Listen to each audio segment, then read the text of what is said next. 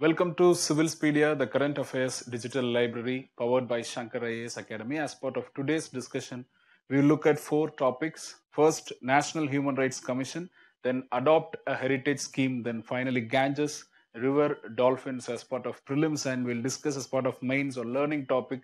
We'll discuss surveillance and the particularly to the threat to the right to privacy. First, we'll discuss this National Human Rights Commission. This news was taken from the Hindu newspaper.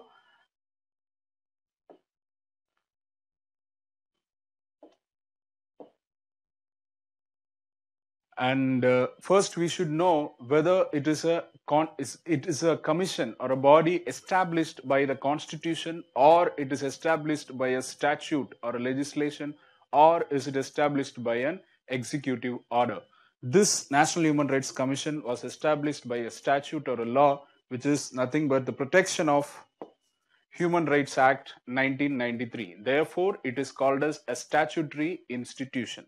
Coming to this legislation defines human rights as those rights that are given in Constitution of India or any other human rights that are embodied in international covenants that are adopted by the UN General Assembly. For example, International Covenant on Civil and Political Rights, International Covenant on Economic, Social and Cultural Rights, and it can include any international covenant adopted by UN General Assembly that the central government notifies through a notification. And we should know the constitution or the members of this National Human Rights Commission. It consists of a chairperson and 8 members, and we'll discuss that.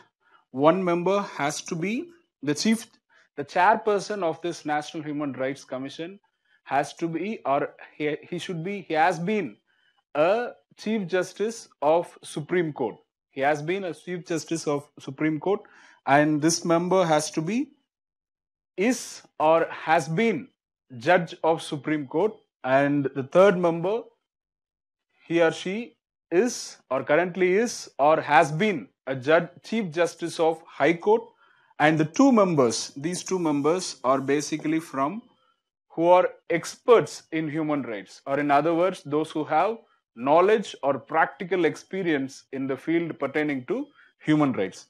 And National Commission of Minorities, chairperson of National Commission of Minorities, National Commission of Scheduled Castes, and chairperson of National Commission of Scheduled Tribes, and chairperson of National Commission for Women.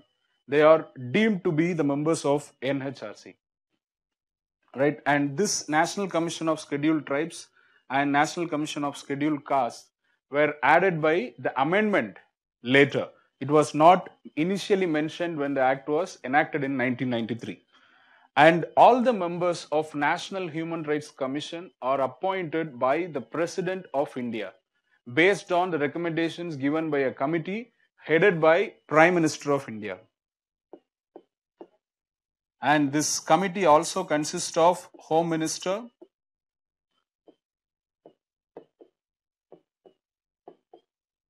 Leader of Opposition in Lok Sabha, Leader of Opposition in Rajya Sabha, and Deputy Chairman of Rajya Sabha and Speaker of Lok Sabha.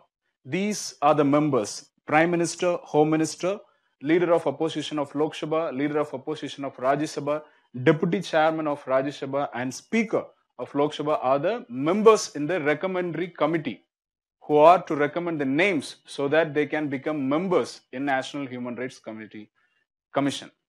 All right. And some of the functions of National Human Rights Commission include: the National Human Rights Commission can inquire by its own or suo motu, or through a petition filed by a victim or by any other person on behalf of a victim. And after investigation and after inquiry, this NHRC can pass necessary orders to the government to take appropriate steps for any act that are violating the human rights or any negligence on the part of public servant so as to prevent any human rights violation. Complaints can be lodged into, and some other functions include: this commission can visit any institution jail or any other institution that are meant for treatment, protection and reformation, which come under the control of state government, right? That is one thing. And it can recommend, it can see the life of the inmates there and living conditions of the inmates and can suggest recommendations to the government. And it also has to encourage various efforts taken by non-governmental organization in the field of human rights. And it also has to promote human rights literacy and also promote research in the field of human rights, to say some of the important functions that are performed by National Human Rights Commission. Whatever said, we should note that the prime agency, the national level agency to promote and protect human rights in India is just a recommendatory or an advisory body. Whatever order that it passes, whatever recommendatory orders it gives, it is to be noted that are not binding on the part of the central government to follow, and therefore it is just a recommendatory or advisory body. With this, we come to this particular end of this particular topic. Next, we shall discuss adopt a heritage scheme. This news again was taken from the Hindu newspaper. We will look into the scheme in detail. This scheme was an initiative of Ministry of Tourism in collaboration with Ministry of Culture, Archaeological Survey of India, and also with state and union territory governments. And the purpose, the scheme makes monument mitras or the participating agencies or individuals who will be given or who will be responsible to develop and to operate and maintain the monuments, particularly heritage sites, Archaeological Survey of India heritage sites or monuments, or other state heritage sites, or any other tourist sites. And these participating agencies are responsible to develop, operate and maintain the particular tourism site. And we should know that who can participate. Any public sector company or a private sector company or even any individual who has a better vision to develop, to operate and to promote or to maintain a tourism site could become monument mitras. All right. And some of the objectives of this scheme include to develop basic tourism infrastructure and to develop sustainable tourism infrastructure and to enhance the cultural and natural heritage value of a tourism spot so as to improve the livelihood or employment opportunities of the local communities in that area, and also to develop our tourism sites into world class level so as to make our tourism spots attractive for domestic visitors and also for visitors from foreign countries. These are some of the objectives. And one thing we should know that whenever a monument is handed over to the participating entities, we should note that the monuments are not handed over to them, or the particular agency will not own that particular monument. Rather, they will only develop, operate and maintain. The particular monument will not be handed over. And one thing, there is no financial bidding process in the selection of monument mitras or the participating entities. It is only based on vision bidding. Whoever has the better vision for the development of a tourism spot, for the development, operation and maintenance of a tourism spot, will be given a particular monument so that they can operate. This is about this adopt a heritage scheme. And one another objective is that the focus is primarily to also to create employment opportunities and also make tourism an engine for economic development. With this, we come to the end of this discussion on this topic. Next, we will discuss about Ganges River dolphins. Again, this news was taken from the Hindu newspaper. We'll look into the scientific name. It is Platanista gangetica. And we should note that this particular Ganges River dolphin can live only in freshwater habitats. And they are normally found in Ganges or River Ganga or Brahmaputra river system in India, Nepal and Bangladesh. And coming to their characteristics, we could find the females are larger than the male Ganges river dolphins. And coming to the red list of coming to the IUCN red list, the status of this Ganges river dolphin is endangered. Endangered. And the present population trend is more worrying, hence the article, and the present population trend is decreasing.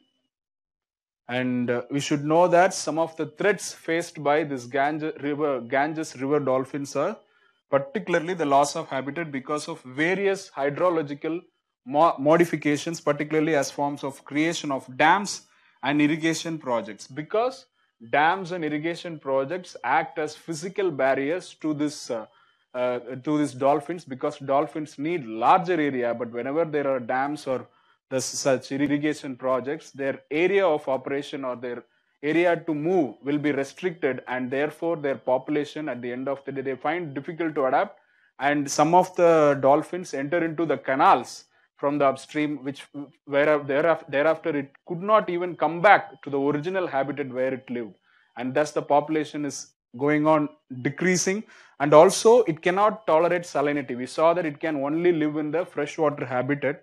However, in Sundarbans, this article was specifically talking about dolphins in Sundarbans, where it said that because of rising sea level, it could increase the salinity in the region where these dolphins thrive, and because of increase in salinity, we could see dwindling or decrease in the population of this Ganges river dolphins.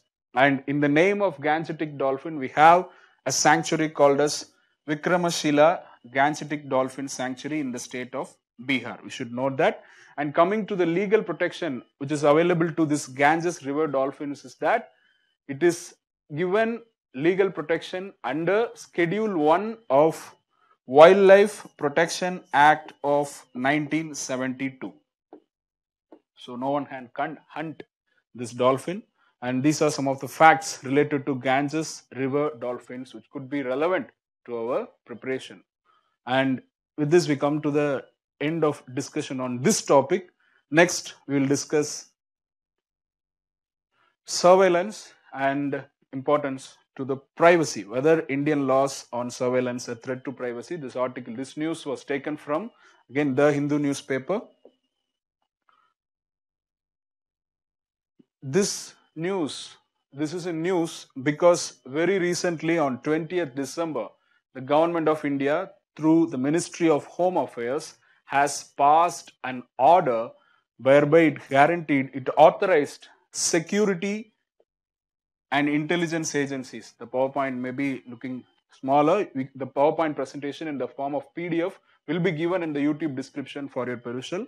So the security and intelligence agencies, according to the order, all these 10 agencies are security and intelligence agencies. However, we find the names interesting: Central Bureau of Investigation, and these are the agencies that are given, authorized by the competent authority, which is Union Home Secretary, for the purpose of interception, monitoring and decryption of any information in a computer source.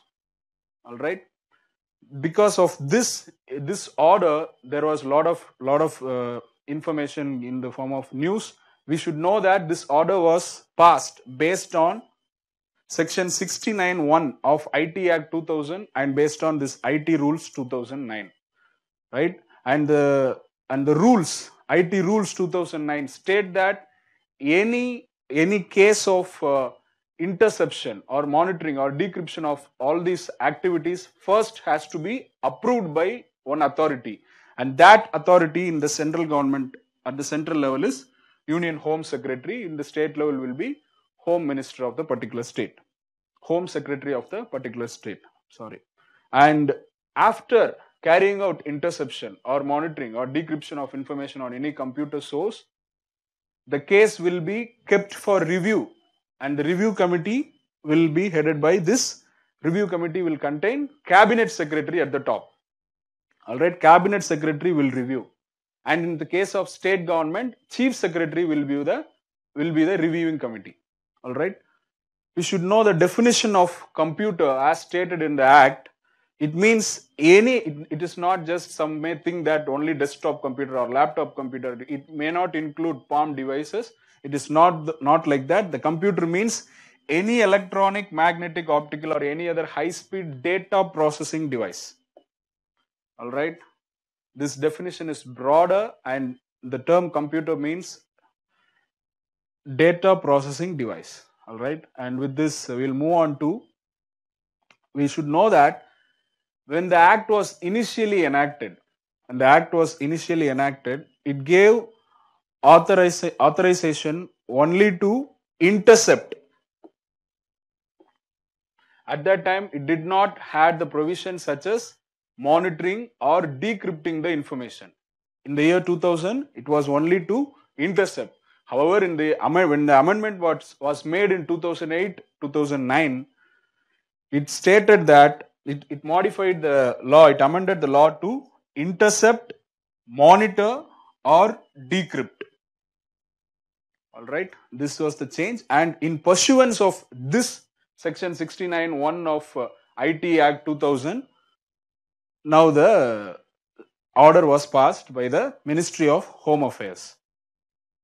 Now let us look into the nature. First, we should know those who argue against this order say that whether these are intelligence agencies or agencies of different nature. If you closely look into this, Intelligence Bureau take care of internal intelligence of India. Yes, Directorate of Revenue Intelligence take care of revenue intelligence, and Directorate of Signal Intelligence. These and RAW takes care of external intelligence of our country. But all other institutions, if you have a closer look, are not exactly specifically they are investigation agencies. Some agencies are not particular to intelligence agencies. For example, CBI is an premier investigative agency of our government of India. It is not intelligence agency. Therefore, people who argue against this order say, so when these many institutions are given this power to monitor, decrypt, or intercept the data, it could lead to abuse of right to privacy of the citizens of India. And we saw that there is approval committee, yes, there is review committee. But what is the role of any judicial oversight or legislative oversight? It is not there. So in the absence of judicial or legislative oversight, it could lead to misuse the provisions or misuse the power or authority given by these orders and the legislation.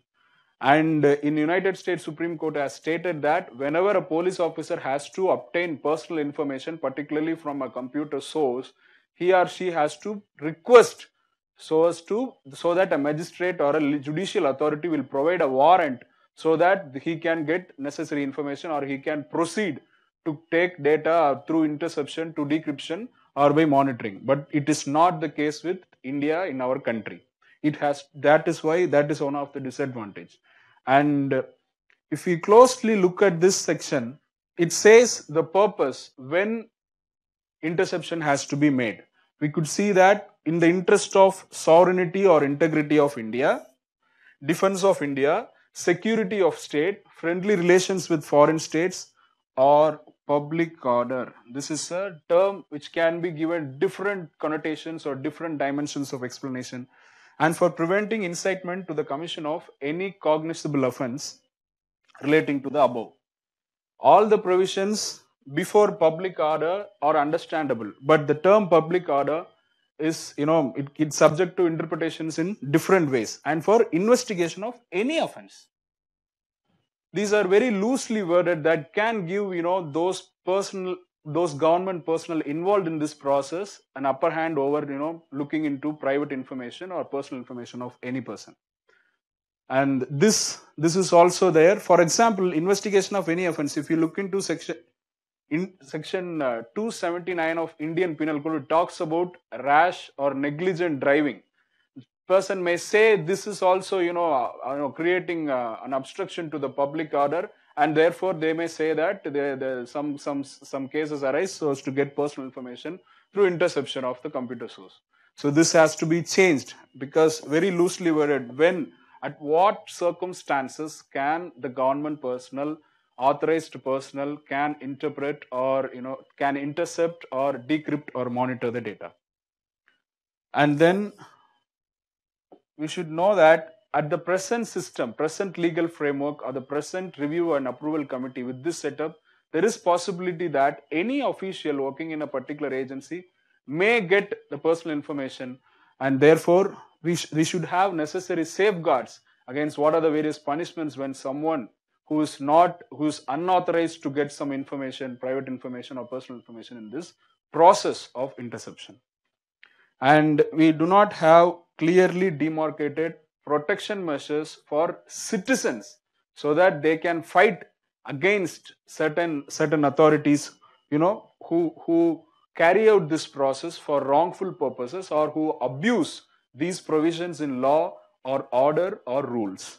And all these things, if you closely look at the end of the day, it amounts to obviously denial of right to privacy. However, some experts say that the surveillance order passed by the government is needed and appropriate. They say that when we say the 10 agencies, it also means all agencies other than these 10 agencies cannot in any way intercept data from a computer source. And right to privacy is a fundamental right, yes, but it cannot be absolute. It should have reasonable restrictions as given for certain fundamental rights in Indian Constitution. Is what they say. And we should note that there are organized crime cartels, particularly in terms of men and women trafficking, drug trafficking, etc. They operate not through phone calls, not through emails, but through platforms that provide end-to-end encryption. For example, WhatsApp and other social media platforms. We should know that these social media platforms, whenever a police institution or whenever a security or intelligence agency requests information or provide some tip so that they can act to prevent some attack or to prevent some terrorism activity, these social media platforms never usually cooperate. And therefore, to curb fake news or to curb cyber terrorism or to curb certain attacks, the government has to carry out surveillance so as to protect in the terms of national interest and for some of the purposes specifically mentioned in the notification, such as security of the state, sovereignty and integrity of the country, and friendly relations with the state. And we should also note that approximately we have around 130 crore Indian citizens. Not all citizens are innocent. There is a possibility in the globalized agency, in the globalization process, and also because of the widely available internet, that some of the citizens could become susceptible to become an extremist or a terrorist or even a sympathizer for this terrorism activities. In this scenario, we should who are potential candidates to become terrorists and therefore are extremists. So in order to monitor this, in order to control these activities, a government has to carry out surveillance activity on the national level so as to avoid any attack or terrorist attacks, so as to protect innocent citizens of India. And therefore this monitoring, this surveillance, this interception and this decryption are necessary. And we should know that we should take a balanced stand, whereas yes, of course, right to privacy is very important, but it should not compromise the national security of our citizens. With this, we come to the end of today's discussion on surveillance and its implications to right to privacy. And the PowerPoint presentation in the form of PDF will be available at the YouTube description for your users. And we request you to like this video, comment our video, and also to subscribe to our Shankar IAS Academy YouTube channel for more videos and content on civil services preparation.